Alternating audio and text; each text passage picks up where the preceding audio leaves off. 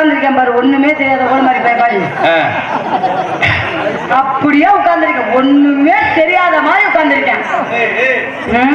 ஏதாவது வாசிக்க சொல்லி கேட்கணும்னா மரியாதையா பேசுங்க.